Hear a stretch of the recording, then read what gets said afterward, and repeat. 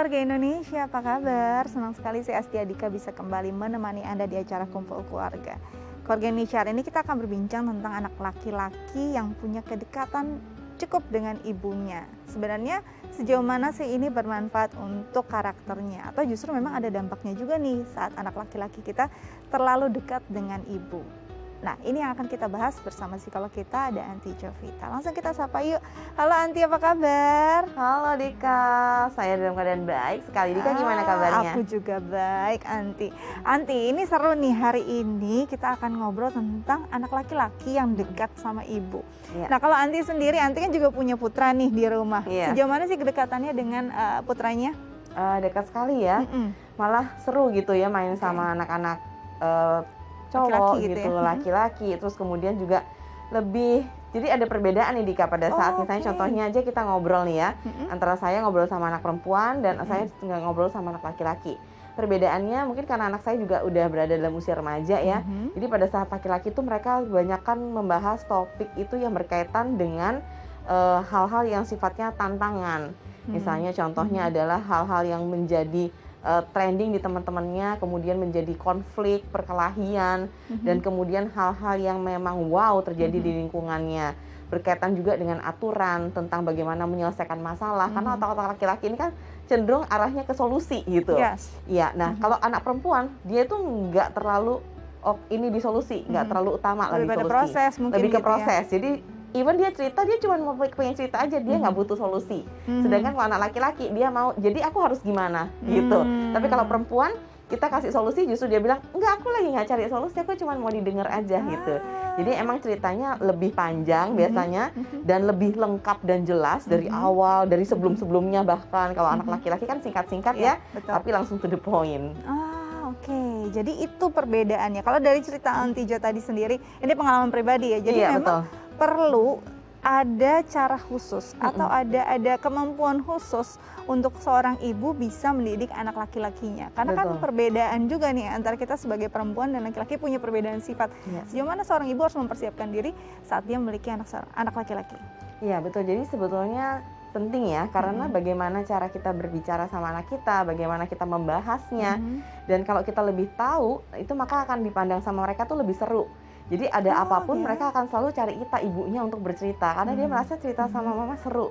Nah ini ada kaitannya nih kalau dari penelitian, kalau seorang ibu yang memang dulu pada masa kecilnya atau masa sekolahnya, misalnya seorang ibu kemudian dia punya pertemanan dan hubungan yang baik dengan teman-teman laki-lakinya, dia akan lebih seru nih ngobrol sama anak laki-lakinya. Dibanding misalnya seorang ibu yang misalnya contohnya ya temennya cewek semua, terus kemudian kurang terpapar sama anak laki-laki gitu. Nah pada saat bicara dia akan mengalami kebingungan, tapi bukan berarti nggak bisa, dia bisa kok belajar. Dengan cara apa? Dengan cara membaca, kemudian melihat dari sumber-sumber referensi lainnya, sering kali dengar cerita-cerita dari teman-temannya yang mungkin juga cuma punya anak cowok misalnya seperti itu. Jadi dari situ pun dia akan belajar, dan modality yang dia pakai untuk belajar ini dia sampaikan ke anaknya, dan anaknya akan merasa oh iya ya ternyata asik juga gitu. Oke, nah ini ada beberapa wacana mungkin yang beredar gitu ya, atau yang berkembang di masyarakat. Kalau anak laki-laki dekat dengan ibunya biasanya lebih manja loh gitu. Tapi ada juga yang bilang justru kalau anak laki-laki dekat sekali dengan ibunya, dia justru akan jadi orang yang kuat, akan lebih mandiri, karena si ibu selalu dia ada punya rasa ingin selalu melindungi si ibu. Yang benar yang mana nanti? Jawabannya dua-duanya benar. Dua-duanya benar. Dua-duanya benar. Iya. Satu, memang kalau kita lihat lebih manja ya. Karena apa? Karena memang sebetulnya dalam diri laki-laki itu kan dia terlahir sudah dengan tough. Tough itu artinya adalah aku harus bisa kuat gitu ya. Nah, pada saat dia harus kuat, dia kan membutuhkan sisi yang berlawanan dengan diri dia untuk melengkapi hidupnya kan. Iya. Jadi pada saat dia sering ngobrol sama ibunya, sering kemudian berbicara dan dari hati ke hati ataupun apapun itu beraktivitas sama ibunya, dia akan melihat adanya sisi feminin, di mana sisi ini adalah sisi yang memperlengkapi dirinya. Tadi ternyata mama itu butuh dibantu ya. Sekedar misalnya dibawain kantong belanjaannya, atau kemudian dibantu nyapunya. Terus kemudian kita namanya ibu-ibu kan suka minta tolong ya. Karena kan jiwa kita emang seperti itu ya. Tolong dong ambilin, tolong dong ini. Nah, pada saat dia melakukan, itu bangga loh dia sebagai anak laki-laki. Karena dia merasa bahwa aku bisa ya melakukan sesuatu untuk menolong mama aku, menolong wanita misalnya seperti itu. Dan ini akan dijadikan dasar pada saat dia nanti akan berhubungan dengan teman-temannya, terutama teman-teman perempuannya. Perempuannya. Iya, dia akan belajar bagaimana sikap untuk bisa melayani, ya. bisa untuk mengerti, memahami, berempati itu dari seorang ibu. Jadi sebenarnya tadi dua sisi mata uang, bisa dua-duanya, bisa manja, bisa juga mandiri sebenarnya, dan Betul. sebenarnya ini nggak ada masalah kalau dua-duanya bisa seimbang ya nanti ya. Benar sekali. Nah ini nanti akan kita bahas lagi lebih lanjut bersama narasumber kita hari ini, tapi Iya. kita sudah dulu ya nanti ya. Oke. Nah keluarga Nisa jangan kemana-mana, tetap bersama kami di Kumpul Keluarga.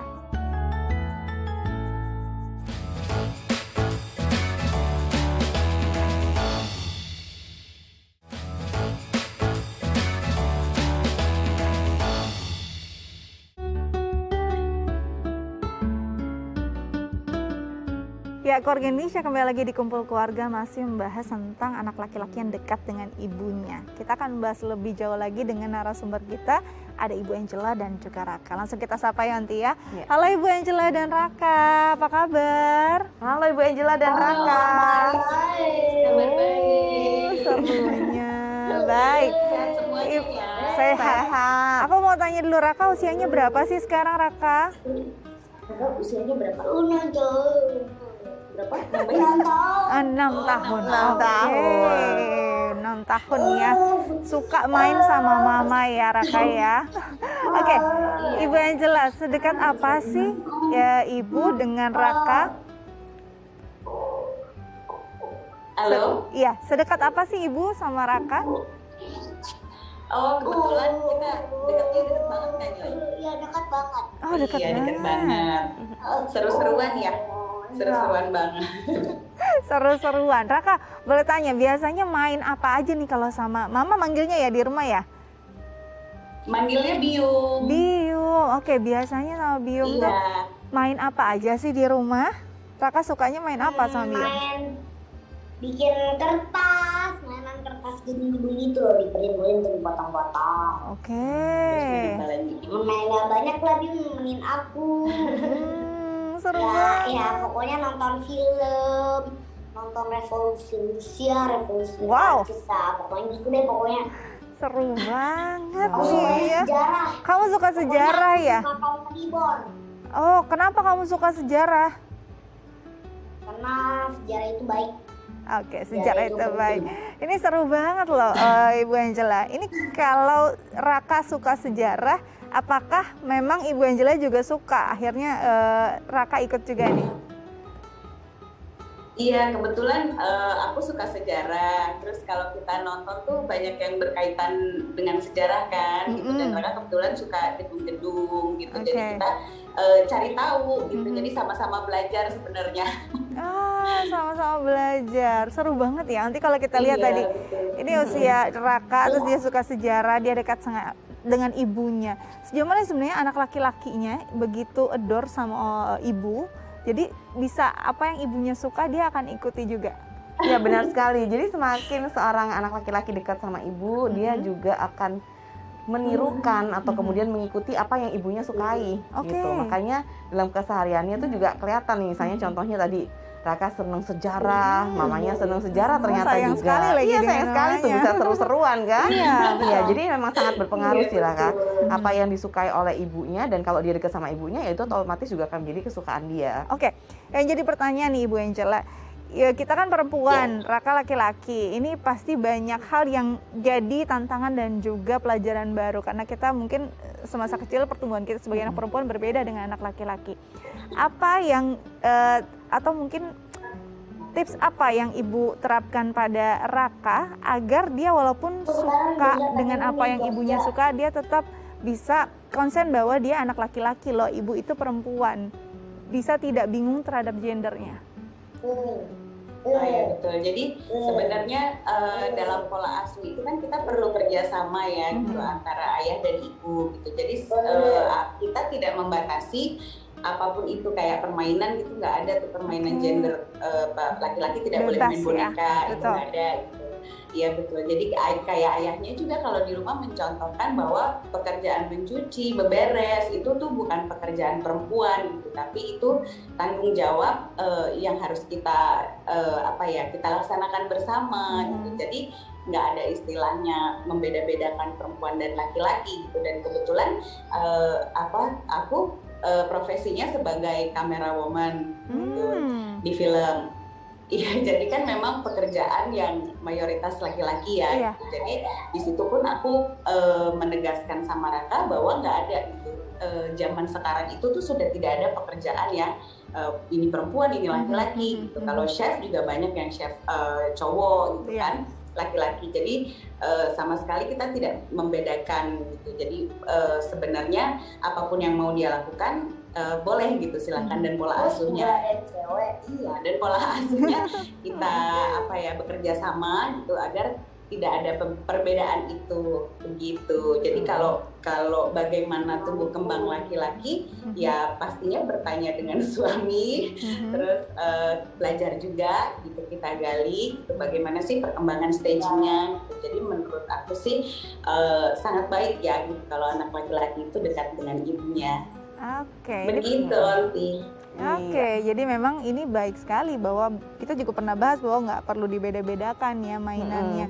Apapun yang dia suka dari ibunya, perspektif dia tetap perspektif laki-laki. Jadi sebenarnya nggak perlu terlalu khawatir ya, Onti ya. Betul sekali. Jadi setuju sekali dengan kata-kata Bu Angela bahwa ini adalah tentang kerjasama kan. Oke. Jadi dia akan punya porsi dia sama ayahnya, dia juga porsi dia sama ibunya, dan dia akan belajar hal-hal tertentu dari bapaknya, dia akan belajar hal-hal tertentu dari ibunya.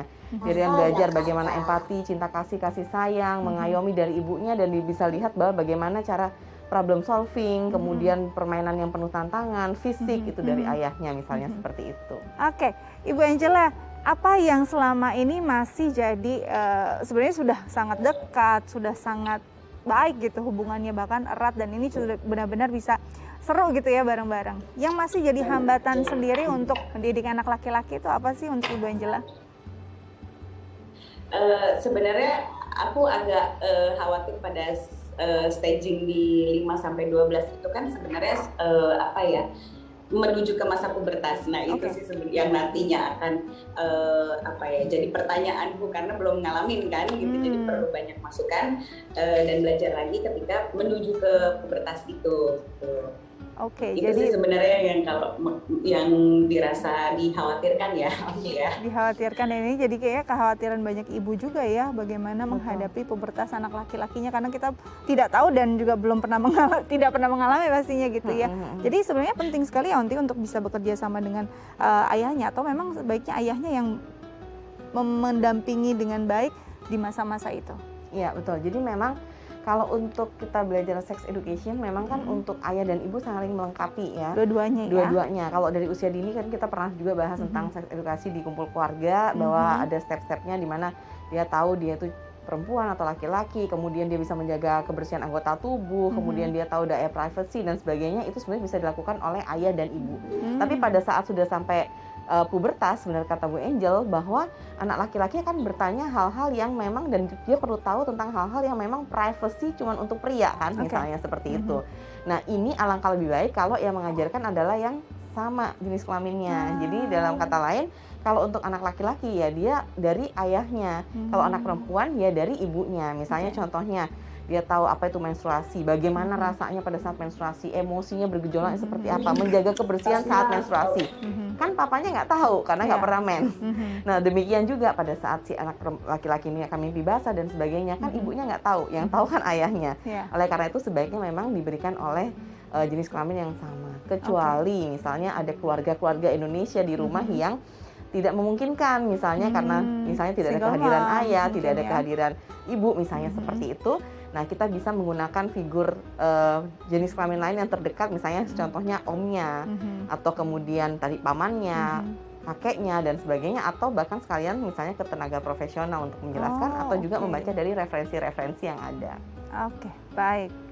Nah Ibu Angela, di sini ada psikolog kita Danti Jovita. Mungkin ada yang ingin ditanyakan lagi terkait tema kita hari ini, silahkan. Sebenarnya kalau pertanyaan sih itu aja sih Onti, yang masalah pubertas itu gimana ya gitu. Kalau semisal gitu, karena dia lebih dekat dengan ibunya kan dibandingkan ayahnya gitu. Jadi kayak apa-apa tuh ceritanya ke biungnya gitu. Nah ketika saatnya tiba ada pertanyaan itu gitu, bagaimana kita sebagai ibu harus menyikapinya Onti. Oke, karena memang ini sangat dekat dengan ibu, cerita juga banyak dengan ibu. Gimana ya seorang ibu menjawab ini saat dia sebenarnya belum pernah dan tidak pernah pastinya mengalami hal tersebut? Apa nih nanti yang harus dilakukan? Iya, betul. Jadi sebenarnya yang dilakukan Bu Angela tadi sudah tepat. Jadi ada sesi di mana berkomunikasi dengan suami gitu ya. Jadi kita memang tanyakan hal-hal yang pengen kita tahu tentang pubertas laki-laki kepada suami, dan pada saat anak bertanya sama kita, setidaknya kita bisa jawab walaupun nggak full. Oke. Nah, pada saat ada hal-hal yang memang kita rasa perlu lebih nih dari ini, kita bisa bilang nanti pada saat ayah datang kita sama-sama yuk dengar dari ayah, kan sama-sama cowok gitu ya. Oke. Tapi setidaknya kita sudah punya juga pengetahuan dasar tentang hal itu, jadi nggak sama sekali kita bilang kita nggak tahu gitu. Oke, mudah-mudahan ini bisa diterapkan ya di rumah bersama si kecil. Iya, sukses ya Bu. Iya, terima kasih banyak Kak Fijo. Iya, Terima kasih sama-sama. banyak. Terima Dan kasih. Baik, sampai jumpa. Sampai jumpa, bye-bye. Terima kasih. Bye-bye, Otis. Bye. Lucunya, gemes Seru ya, Anti, ya. Seru banget melihat kedekatan Ibu Angela dan juga Raka. Nah, nanti kita masih lanjut lagi ngobrol tentang ini, tapi kita harus jeda dulu ya, Anti ya. Oke. Nah, keluarga Indonesia jangan kemana-mana, tetap bersama kami di Kumpul Keluarga.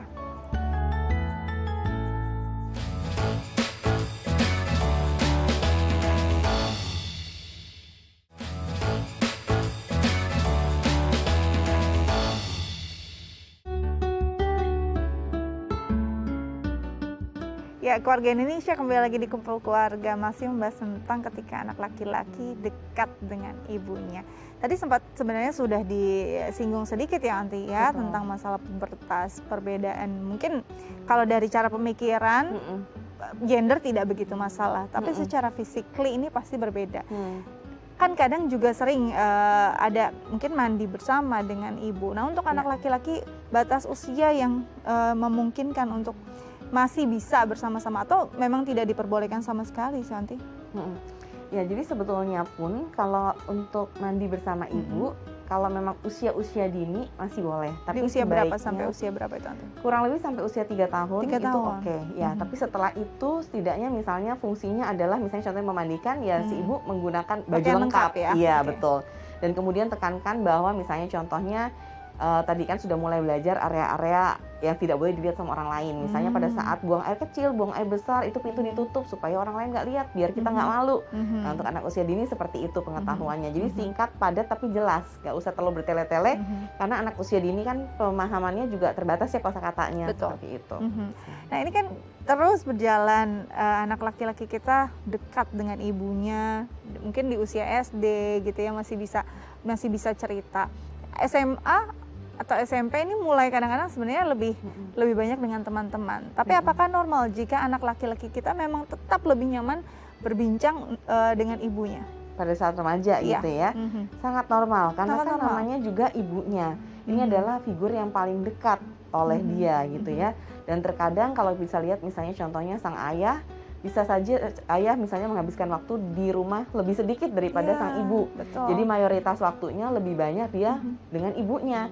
Misalnya ibunya yang menyiapkan makanan, ibunya yang ada pada saat dia pulang sekolah. Nah, apalagi seperti itu.